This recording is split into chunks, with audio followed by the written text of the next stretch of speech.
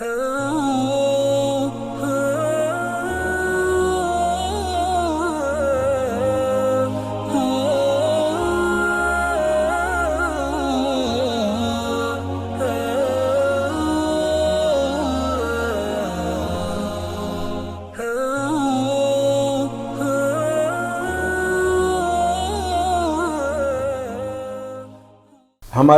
دوستوں نے ایک یوٹیوب چینل شروع کیا ہے مرکز اہل حق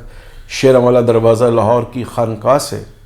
تو بحمداللہ اس پہ ہمارے دروس القرآن روزانہ اور جو اہم فقہی نکات ہوں گے اس کے اوپر پروگرام جاری رہیں گے، اور سیاسی جو سوچ ہونی چاہیے علماء اہل سنت کی قیادت میں قوم کی، اس پہ بھی قوم کی رہنمائی ہوتی رہے گی۔ اور اس چینل کا نام انہوں نے مولانا اجمل قادری رکھا ہے۔ اللہ تبارک و تعالیٰ اس میں برکت نصیب فرمائے اور آپ کو اس کو سبسکرائب کرنے کی توفیق عطا فرمائے۔ الحمدللہ وحدہ والصلاة والسلام علی من لا نبی بعد، اما بعد فاعوذ باللہ من الشیطان الرجیم، بسم اللہ الرحمن الرحیم۔ ان اللہ وملائکتہ یصلون علی النبی یا ایہا الذین آمنوا صلوا علیہ وسلموا تسلیما، اللہم صل علی محمد وعلی آل محمد کما صلیت علی ابراہیم وعلی آل ابراہیم انک حمید مجید۔ رفقاء محترم، عالمی سیاست جناب ڈونلڈ ٹرمپ صاحب کے زوال کے بعد یکسر بدل گئی۔ یہ حقیقت ہے کہ تین آسمانی مذاہب یہودیت، عیسائیت اور اسلام پوری دنیا میں اللہ کی نمائندگی اور نیابت کے دعوے دار رہے ہیں۔ پہلا زمانہ یہودیوں کا تھا، پھر دنیا میں اللہ نے امامت عیسائیوں کے سپرد کی، اور اب زمانہ آخر میں نبی کریم محمد الرسول اللہ صلی اللہ علیہ وآلہ وبارک وسلم کے غلاموں کو اللہ نے اپنی نمائندگی کا شرف بخشا۔ مسلمان دو عیدیں کرتے ہیں، اسلامی عید رمضان المبارک کے بعد آتی ہے، اور وہ چودراہٹ کی عید، اللہ کی نمائندگی کی عید، ابراہیم خلیل اللہ کی اولاد میں برتر اور اعلیٰ ہونے کی عید، بڑی عید یعنی عید الاضحیٰ کہلاتی۔ جناب رسول اللہ صلی اللہ علیہ وآلہ وبارک وسلم نے مدینہ منورہ زادہ اللہ شرفم و تعظیمہ میں اپنے مبارک دور میں یہودیوں سے تمام تر معاشرتی اور سماجی تعلقات برقرار رکھے،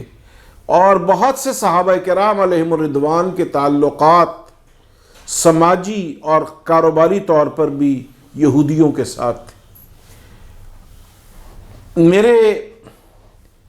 ایک بہت ہی پیارے ساتھی اور دوست جو حضرت مولانا شیخ الحدیث محمد زکریا کے خلفاء میں سے تھے، حضرت مولانا مکی صاحب رحمۃ اللہ تعالی علیہ، ان کا بھی نقطہ نگاہ سیاسی سطح پر میرے جیسا تھا، اور سعودی عرب کو ناجائز ریاست اسرائیل کے ساتھ تعلقات قائم کرنے کے لیے جب بہت سی دنیا میں مسلمان دنیا میں مختلف آراء تھیں، تو حضرت مولانا عبدالحفیظ مکی صاحب رحمۃ اللہ علیہ اور اس وقت کے سعودی وزیر خارجہ فیصل، جو شاہ فیصل مرحوم کے صاحبزادے تھے، الشیخ سعود الفیصل رحمۃ اللہ تعالی علیہ، وہ بھی بہت سی ان کی اپروچ ہماری سوچ سے ساتھ ملتی تھی۔ رفقائے محترم، 1996 میں جب میں یاسر عرفات صاحب کی دعوت پر ریاست فلسطین کے سفر پر گیا، ان سے ملاقات ہوئی، پھر بیت المقدس حاضری ہوئی، تو اس موقع پر بیت المقدس کے میئر نے ہمارے وفد کے اعزاز میں ایک استقبالیہ دیا. اس استقبالیہ میں بیت المقدس میں رہنے والے عیسائی، یہودی، مسلمان اور اسرائیلی ریاست کے سربراہان اور مختلف محکموں کے سربراہوردہ لوگ موجود تھے، اور اسی طرح یاسر عرفات صاحب کی نمائندگی بھی بہت سارے لوگ کر رہے تھے. اس موقع پر ایک بہت بڑے اسرائیلی رہنما نے کہا کہ آج ارض فلسطین کی جو جائیدادیں ہمارے پاس ہیں ان کی مارکیٹ سے دگنی قیمت ہم نے سن 46 سے آج تک ادا کی، اور اسرائیلی ملک کا ایک ایک ٹکڑا ہم نے قبضہ کرنے کی بجائے اس کی قیمت ادا کی. میں نے کہا اس کے باوصف دنیا میں کوئی قانون آپ کو حق حکمرانی عطا نہیں کرتا. ان تمام چیزوں کے باوجود آج پاکستان جو مسلم دنیا کی سربراہی کا حقدار ہے، کیونکہ پاکستان دنیا کی واحد اسلامی مملکت ہے جس کو اللہ نے نیوکلیئر پاور ہونے کا شرف عطا کیا.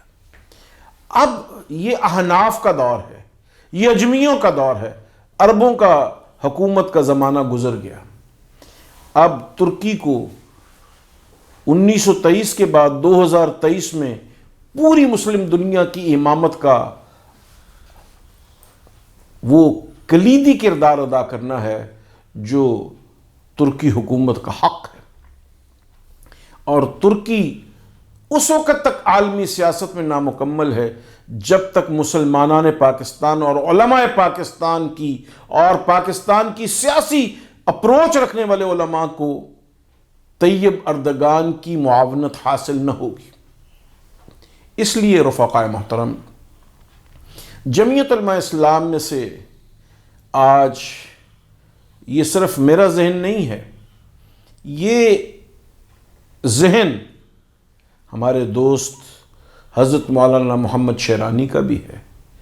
حافظ حسین احمد صاحب کا بھی ہے، اور ہمارے بہت سے افغان علماء کا بھی. ہمیں بدلتی ہوئی صورتحال میں اپنے سیاسی تعلقات برقرار رکھتے ہوئے، دیکھیے نا آپ ترکی کے اس یہودی ریاست کے ساتھ تعلقات کو، سفارتی تعلقات کو مدت گزر گئی، ایران کو مدت گزر گئی، اور اب اس قطار میں بہت سے لوگ شامل ہو گئے. تو اب ہمیں آخری طور پر جانے کی بجائے کلیدی طور پر آگے بڑھنا چاہیے.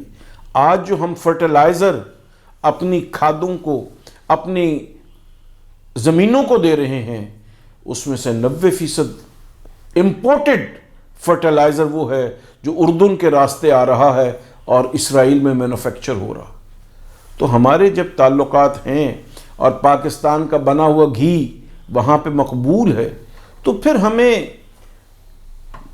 دور دراز کا روٹ اختیار کر کے، یو اے ای کا روٹ اختیار کرنے کی بجائے براہ راست مراسم کو آگے لانا چاہیے، تاکہ چیزوں کو مہنگے داموں بیچنے اور خریدنے کی بجائے اصل داموں پہ خرید کر پاکستان کی ریاست کو مضبوط کیا جا سکے. اور میں یہ سمجھتا ہوں کہ وہ نواز شریف جو اس وقت کے وزیر اعظم تھے، وہ قائل نہ تھے. ہماری بعض اداروں نے بہت ساری چیزوں میں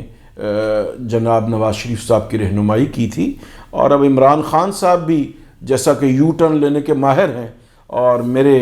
کزن جناب مبشر لقمان صاحب نے بھی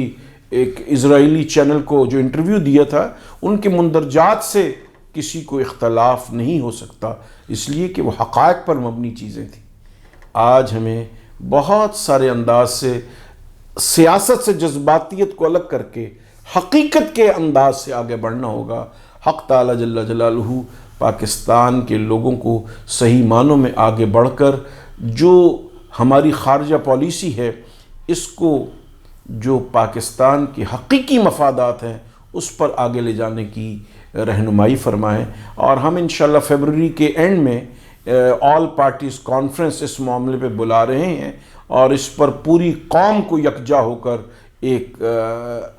صفحے پر آنا پڑے گا، کیونکہ یہ قومی مسئلہ ہے، اس پہ ہر جماعت کو الگ الگ بات کرنے کی اجازت نہیں دی جا سکتی۔ وآخر دعوانا الحمدللہ رب العالمین۔